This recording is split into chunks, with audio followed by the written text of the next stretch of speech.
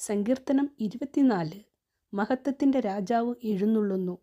ഭൂമിയും അതിലെ സമസ്ത വസ്തുക്കളും ഭൂതലവും അതിലെ നിവാസികളും കർത്താവിൻ്റേതാണ്. സമുദ്രങ്ങൾക്ക് മുകളിൽ അതിൻ്റെ അടിസ്ഥാനം ഉറപ്പിച്ചതും നദിക്ക് മുകളിൽ അതിനെ സ്ഥാപിച്ചതും അവിടുന്നാണ്. കർത്താവിൻ്റെ മലയിൽ ആർ കയറും? അവിടുത്തെ വിശുദ്ധ സ്ഥലത്ത് ആർ നിൽക്കും?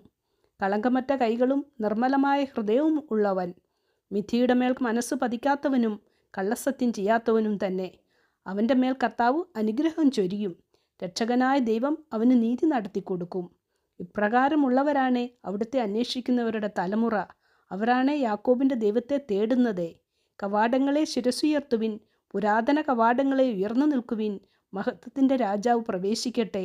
ആരാണ് ഈ മഹത്വത്തിൻ്റെ രാജാവ്? പ്രബലനും ശക്തനുമായ കർത്താവ്, യുദ്ധവീരനായ കർത്താവ് തന്നെ. കവാടങ്ങളെ ശിരസുയർത്തുവിൻ, പുരാതന കവാടങ്ങളെ ഉയർന്നു നിൽക്കുവിൻ. മഹത്വത്തിൻ്റെ രാജാവ് പ്രവേശിക്കട്ടെ. ആരാണ് ഈ മഹത്വത്തിൻ്റെ രാജാവ്? സൈന്യങ്ങളുടെ കർത്താവ് തന്നെ. അവിടുന്നാണ് മഹത്വത്തിൻ്റെ രാജാവ്.